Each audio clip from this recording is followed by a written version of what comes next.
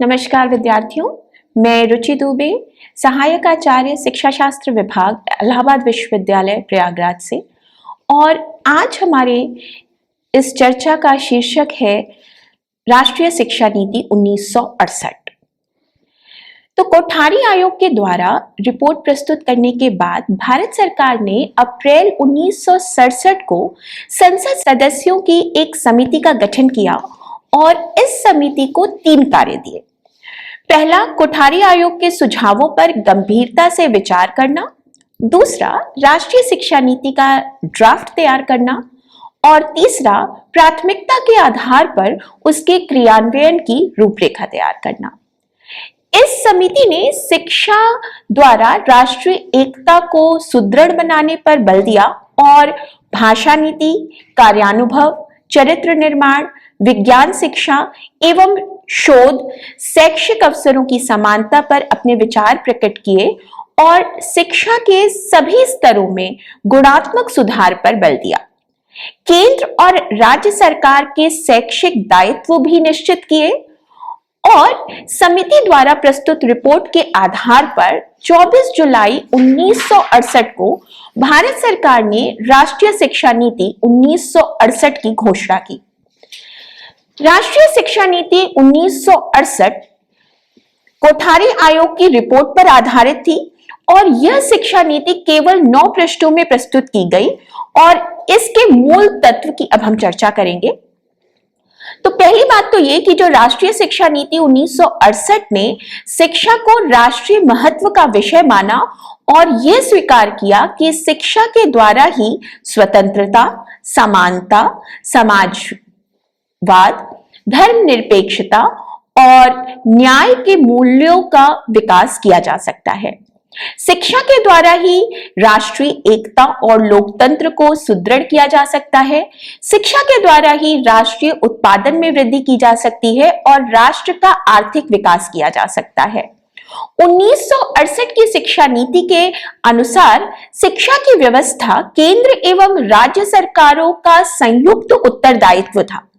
केंद्र सरकार के शैक्षिक उत्तरदायित्व थे राष्ट्रीय शिक्षा नीति का निर्माण करना, केंद्रीय विश्वविद्यालय का प्रबंधन करना, उच्च स्तर की विज्ञान एवं तकनीकी शिक्षा और अनुसंधान का स्तर निश्चित करना, राज्यों को शैक्षिक नेतृत्व प्रदान करना और उनके शैक्षिक कार्यक्रमों के लिए आर्थिक सहायता देना।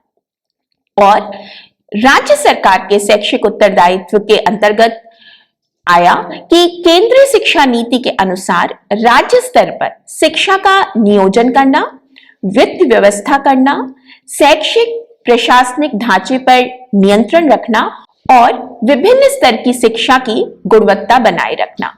शिक्षा नीति 1968 ने शिक्षा को राष्ट्रीय महत्व का विषय माना और इसी आधार पर केंद्रीय बजट में 6% शिक्षा पर व्यय करने का प्रस्ताव रखा। इससे पहले शिक्षा पर केंद्रीय बजट का केवल 2.9% ही व्यय किया जाता रहा था।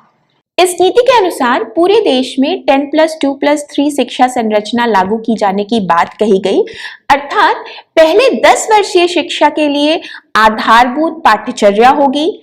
+2 स्तर पर स्थान विशेष की आवश्यकता अनुसार पाठ्यक्रम निश्चित होगा और स्नातक पाठ्यक्रम 3 वर्ष का होगा। राष्ट्रीय शिक्षा नीति 1968 का अगला मुख्य तत्व था कि 6 से 14 वर्ष के आयु के बच्चों के लिए निशुल्क एवं अनिवार्य प्राथमिक शिक्षा की व्यवस्था करना। माध्यमिक शिक्षा के विस्तार एवं उन्नयन की दृष्टि से राष्ट्रीय शिक्षा नीति 1968 में कहा गया कि माध्यमिक शिक्षा की जहां भी मांग हो उसे उपलब्ध कराया जाए, माध्यमिक शिक्षा को निशुल्क किया जाए और माध्यमिक स्तर पर बच्चों को राष्ट्र का इतिहास, संविधान के मूल तत्व का ज्ञान और व्यावसायिक शिक्षा प्रदान की जाए ताकि माध्यमिक शिक्षा में गुणात्मक सुधार किया जा सके। इस नीति ने माध्यमिक स्तर पर त्रिभाषा सूत्र लागू करने पर भी बल दिया और इसमें यह कहा गया कि प्राथमिक स्तर पर केवल विद्यार्थी मातृभाषा का अध्ययन करेंगे, उच्च प्राथमिक स्तर पर मातृभाषा और किसी भारतीय भाषा अथवा अंग्रेजी का अध्ययन करेंगे और माध्यमिक स्तर पर विद्यार्थियों को एक और राष्ट्रीय भाषा अथवा अंतरराष्ट्रीय भाषा का अध्ययन करना होगा। भाषा के संदर्भ में ही राष्ट्रीय शिक्षा नीति 1968 में भारतीय भाषाओं के विकास पर बल दिया गया और इसके लिए राष्ट्रभाषा हिंदी के प्रचार करने और संस्कृत की शिक्षा के लिए उचित कदम उठाने की बात कही गई। राष्ट्रीय शिक्षा नीति 1968 में कार्यानुभव एवं समाज सेवा को विद्यालय शिक्षा में अनिवार्य करने की भी बात कही गई थी। शिक्षा को उत्पादन से संबंधित करने के लिए प्रथम 10 वर्षीय शिक्षा में कार्यानुभव को अनिवार्य और बच्चों में सामाजिकता की भावना विकसित करने के लिए और उनके चरित्र निर्माण के लिए समाज सेवा को अनिवार्य करने पर भी बल दिया गया। अगला मूल तत्व इस शिक्षा नीति का था कि प्रतिभावान छात्रों की पहचान करके उनके विकास के लिए उचित अवसर प्रदान किए जाएं और निर्धन छात्रों को आर्थिक सहायता दी जाए। विश्वविद्यालय शिक्षा का प्रसार एवं उन्नयन हेतु 1968 की शिक्षा नीति में सुझाव दिया गया कि उच्च स्तर पर छात्रों की बढ़ती हुई संख्या के आधार पर महाविद्यालयों में सायंकालीन कक्षाओं की व्यवस्था की जाए, विश्वविद्यालय में अंशकालीन और पत्राचार पाठ्यक्रम चलाए जाए और विश्वविद्यालय को स्वायत्तता प्रदान की जाए। राष्ट्रीय शिक्षा नीति 1968 में कृषि, व्यावसायिक, तकनीकी एवं इंजीनियरिंग शिक्षा की विशेष व्यवस्था की बात कही गई थी और कहा गया कि इसके लिए कृषि के सामान्य ज्ञान को प्रदान करने के लिए पॉलिटेक्निक विद्यालय खोले जाएं, कुछ विश्वविद्यालयों में कृषि संकाय की स्थापना की जाए और प्रत्येक राज्य में कम से कम एक कृषि विश्वविद्यालय को स्थापित किया जाए। व्यावसायिक एवं तकनीकी शिक्षा के स्तर को ऊंचा करने के लिए उन्हें औद्योगिक संस्थानों की मांगों के अनुसार विकसित किए जाने का भी सुझाव 1968 की शिक्षा नीति में कहा गया था। राष्ट्रीय शिक्षा नीति 1968 में विज्ञान और वैज्ञानिक अनुसंधान पर विशेष ध्यान दिए जाने की बात कही गई, जिससे देश का आर्थिक विकास और समाज का आधुनिकीकरण हो सके। विज्ञान शिक्षा और वैज्ञानिक अनुसंधान हेतु प्रथम 10 वर्षीय शिक्षा में विज्ञान और गणित को अनिवार्य करने एवं विश्वविद्यालय स्तर पर विज्ञान की उच्च शिक्षा और विज्ञान के क्षेत्र में शोध कार्य को प्राथमिकता देने का भी उल्लेख 1968 की शिक्षा नीति में हुआ था। इसी क्रम में आगे बढ़ते हुए शिक्षा के गुणवत्ता हेतु 1968 की शिक्षा नीति में यह भी कहा गया कि उच्च स्तर की पाठ्यपुस्तकों का निर्माण हो, जिसके लिए विद्वान लेखकों को प्रोत्साहित किया जाए और उन्हें आर्थिक सहायता दी जाए।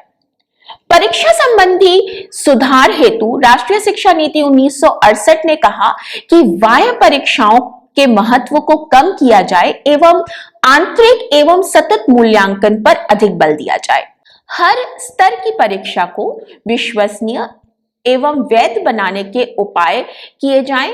परीक्षा परिणामों में बाह्य और आंतरिक मूल्यांकन से प्राप्त अंकों को अलग अलग दर्शाया जाए और श्रेणी के स्थान पर विद्यार्थियों को ग्रेड दिए जाएं।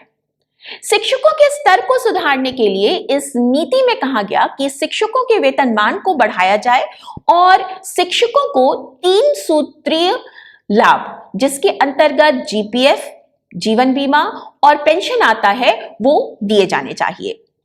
शिक्षण प्रशिक्षण में सुधार हेतु विश्वविद्यालयों में शिक्षक शिक्षा विद्यालय स्थापित किए जाएं। शिक्षकों को निरंतर अद्यतन ज्ञान से परिचित कराया जाए। राष्ट्रीय शिक्षा नीति 1968 में छात्र कल्याण हेतु विद्यालय में निशुल्क मध्याह्न भोजन, महाविद्यालय और विश्वविद्यालय स्तर पर सस्ते जलपान गृह और छात्रों के लिए छात्रावासों का निर्माण और प्रत्येक स्तर पर छात्रवृत्तियों की संख्या बढ़ाए जाने का भी सुझाव दिया गया और शिक्षा के सभी स्तरों पर स्वास्थ्य लाभ हेतु खेलकूद की उत्तम व्यवस्था एवं खिलाड़ियों को प्रोत्साहन दिए जाने पर भी बल दिया गया। राष्ट्रीय शिक्षा नीति 1968 में यह भी कहा गया कि प्रौढ़ शिक्षा को गति प्रदान करने की आवश्यकता है, जिसके लिए व्यावसायिक एवं औद्योगिक संस्थानों में कार्यरत व्यक्तियों की प्रौढ़ शिक्षा का उत्तरदायित्व इन्हीं संस्थाओं का होना चाहिए। विश्वविद्यालय में विस्तार सेवा केंद्र की स्थापना की जाए, जिसके द्वारा प्रौढ़ शिक्षा कार्यक्रमों को गति दी जाए तथा आकाशवाणी और दूरदर्शन के माध्यम से प्रौढ़ शिक्षा कार्यक्रमों का विस्तार किया जाए।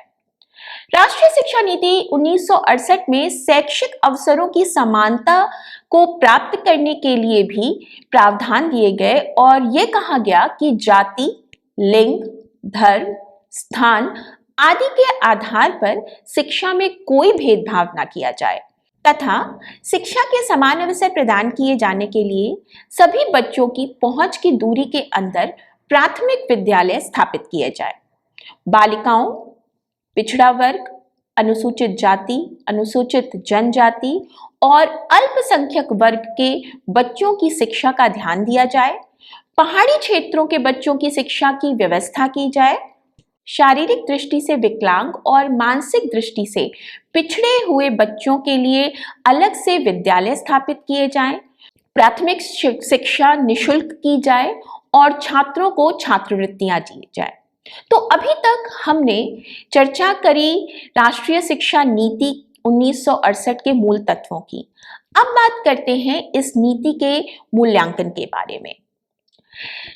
शिक्षा संबंधी नीति का मूल्यांकन समाज के लिए उसकी उपयोगिता के आधार पर किया जाता है, क्योंकि हमारा राष्ट्र एक विकासशील एवं लोकतांत्रिक राष्ट्र है।